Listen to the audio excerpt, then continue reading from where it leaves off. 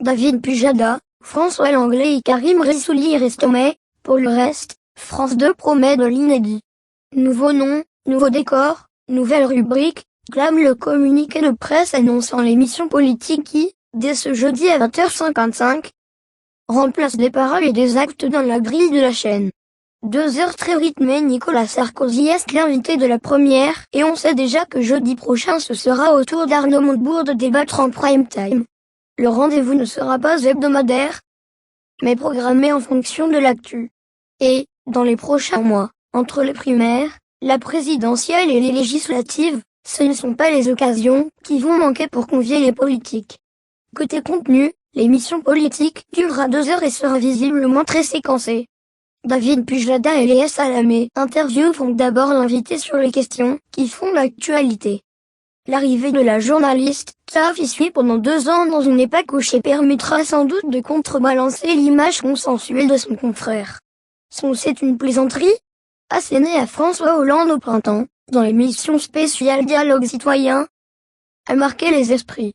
France 2 table peut-être sur cette forme d'irrévérence pour sortir du cadre compassé des émissions politiques traditionnelles.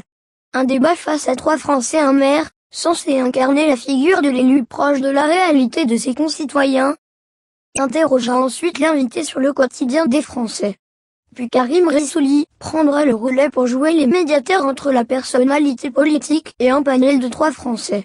Le but est qu'ils puissent débattre sereinement. On ne doit pas sentir de politique politicienne dans la discussion, a expliqué le journaliste à 20 minutes. Cette partie, qui abordera des thématiques prédéfinies en amont, se déroulera durant 25 minutes. Karim Rissouli reviendra en fin d'émission, pour produire de l'info à partir de ce qui s'est dit sur Twitter. Que les politiques prennent garde aux affirmations approximatives ou erronées. Le fact-checking sera quasi instantané. Carte blanche à Charline Vanhoenacker. La partie économique sera auparavant abordée par François Langlais, le rédacteur en chef du service France de la 2e chaîne, qui interrogera l'invité sur ses propositions et choix en la matière. La journaliste belge Charline Vanhoenacker conclura l'émission avec son acuité impertinente.